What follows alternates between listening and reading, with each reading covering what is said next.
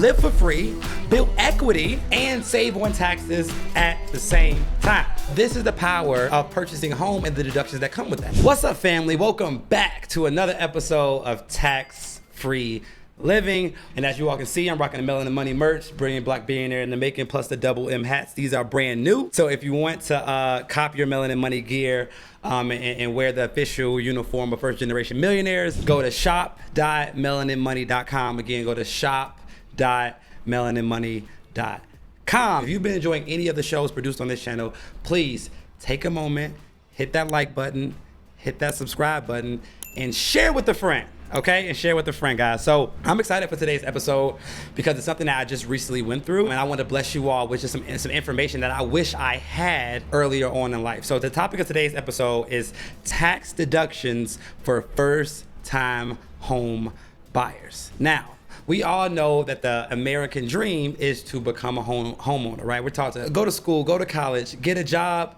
and then buy that first home, right? And buying your first home, you know, can be exciting, something a lot of people want to do, but like the home buying process can be a headache. So let me just tell you all. So I just recently decided to buy my sister a house, right? As most of you all know, I lost my mom at 14, lost my dad at 16. So my sister pretty much raised me. And when I wanted to do something special for her, her birthday this year, I decided to buy her a house. Now, I wish I could say the home buying process was easy, but in reality, it's just not, especially as an entrepreneur, right? Because banks are used to giving home loans to traditional W-2 folks. Some reason the banks haven't wrapped their head around that a good portion of the world are entrepreneurs now. So it's really hard for entrepreneurs to get bank loans. I have to go through that rigorous process. And honestly, I almost got to the point of buying the house in cash. I'm like, y'all gonna make me submit all these documents. They want everything virtually, including my blood type, right, to get this property. I'm like, yo, I have enough money in my bank account to buy this house in cash. If y'all request one more thing out of me, I'm gonna buy this thing in cash. But thank God I didn't have to. So I was able to buy my sister a house. Because I did that, you know, she's now a homeowner, right? And she now gets not only the benefits of becoming a homeowner, right? She also gets some of the tax benefits of being a homeowner as well. So that's what we're gonna talk about today, the tax benefits of becoming a homeowner. And just so you all know, from a financial literacy standpoint, buying a home is usually a first step for people owning an asset in their life, right? Because we're so used to renting and giving other people money. When you buy a home, you now own an asset, right? And every mortgage payment that you pay, you're actually lowering the mortgage and increasing the equity on something that you own. So becoming a homeowner could be a lot of people's first time owning a real life asset. I'm a fan of home ownership. I own a few properties as well. So again, from a financial literacy standpoint, y'all, we need to make sure that we're using our money to buy literal assets, okay? So now let's talk about the tax benefits of becoming a homeowner.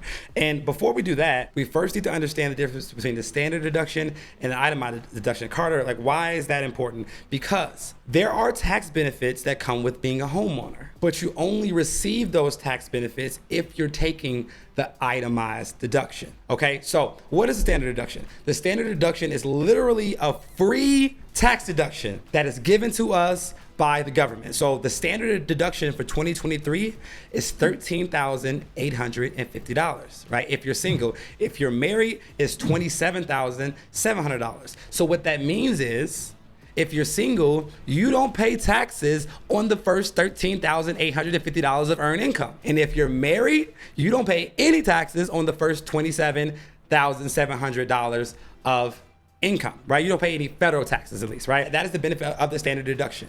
And the way that the standard deduction and itemized deduction works, unless your itemized deductions are higher than your standard deduction, they don't matter, right? So for example, if you're single, the standard deduction is $13,850, and let's say you have $11,000 of itemized deductions, right? Because these itemized deductions are not more than a standard deduction, these itemized deductions don't matter at all.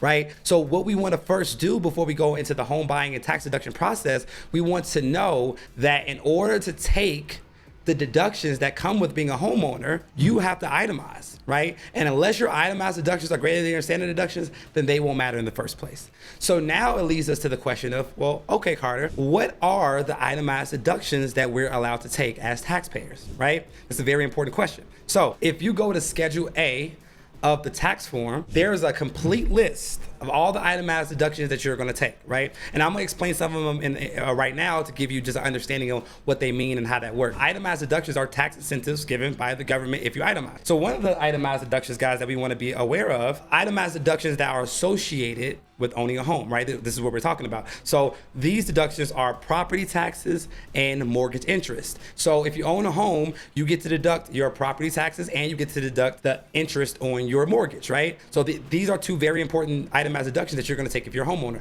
Another itemized deduction that you're able to take is interest on your home equity loans, right?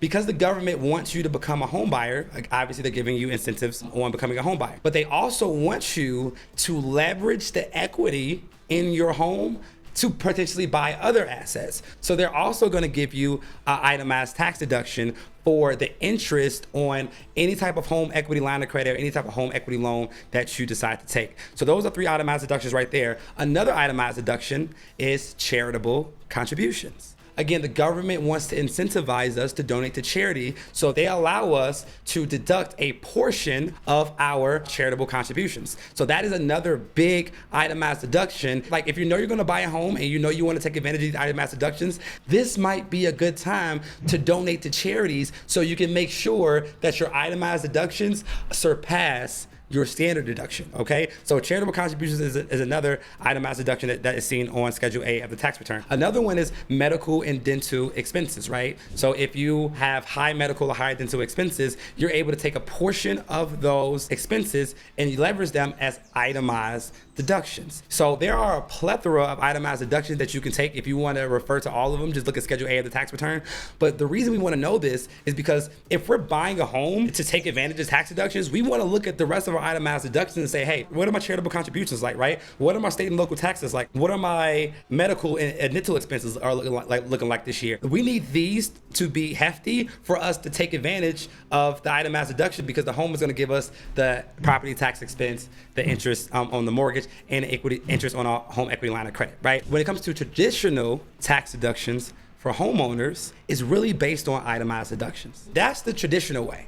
Now, the real meat and potatoes of the conversation I want to talk about, there is a non-traditional way for you to buy a home and take advantage of so many tax deductions, and these tax deductions have nothing to do with the standard versus itemized example that we gave earlier. So in other words, there's a way that you can purchase a property, still take the standard deduction, and be able to take advantage of tax deductions on this property. Ooh, this is good, y'all. The strategy I'm talking about is a strategy that we call house hacking, right? This strategy is called house hacking.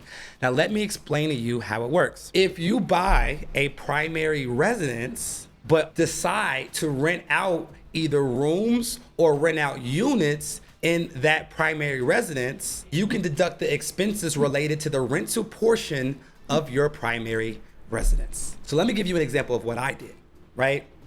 So when I was living in Chicago, I bought a 3-flat building. So it had 3-bed, 2-bath on the top, 3-bed, 2-bath in the middle, 3-bed, 2-bath on the floor unit. And I used the FHA loan to purchase this property. FHA loan is a first-time home buyer loan that requires you to only put down 3.5% of the value of the property as a down payment. So I only had to put 3.5% down on this $500,000 property in order to acquire it. After I acquired the property, what I decided to do, I decided to live in one unit and then rent out the other 2 units. Well, that now means that a portion of my property is my primary residence, and another portion of my property is the rental property, right? So if we do the math, 1/3 of my property is a primary residence, which is 33.3%. The other 2/3 of my property is 66.666% of my building is now a business. Because of the fact that 66.6% of my building is a business, I now get to write off 66.6% of expenses associated with the building. Okay, so for example, I'm able to write off 66.6% of the mortgage interest on my Schedule E, right? There are no limitations on our deductions. I can write off 67% of expenses related to my homeowner's insurance. I write off 67% of expenses related to my HOA fees. I write off 67% of expenses related to my property taxes. It's 67% of expenses related to any management company. All the expenses associated with my building, I'm able to write off 67% of these expenses on my Schedule E with no income limits. So let's talk about what's happening here, right? Let's bring this to full scheme. I'm living in one unit, right? And I'm renting out the other two. My mortgage is $3,000 a month, right? I'm renting out the other units at $1,500 per month. 1,500 times 2, that's $3,000 a month. My tenant, I'm using their money to pay off the mortgage. So I'm living for free and building equity inside of a property. Now, what else is happening? I'm also able to write off 67% of the expenses related to the building. So now I'm writing off my deductions against the income that I'm making for the property. And what's probably gonna happen is some of those deductions are gonna take me into a loss on my Schedule E. The loss on my Schedule E gets subtracted from other income in other places, right? Borrowing my income. So now I'm living for free, building equity, and producing losses that can offset other income. So guys, when it comes to buying a house and buying a property, we could focus on the traditional route of itemized deductions, or standard deductions, and do all that. Or we can decide to house hack, live for free, build equity, right? And save on taxes at the same time. So this is the power of purchasing a home and the deductions that come with that. So bringing in the full circle to my sister's example, she has a pretty big house now, and she's entertaining the idea of renting out one of the rooms that she doesn't use, right? Or even if she doesn't, she can still use the itemized versus standard deduction method, but we have to understand all of the benefits that come with being a first-time homeowner. So I hope that this episode was great, guys. Again, if you enjoyed it, please hit that like button, hit that subscribe button, and hit that share button, right? And let me know in the comments if you bought a home and if you ever leveraged any of these strategies. All right, guys, I love y'all. Peace. See you in the next episode. Let's get it.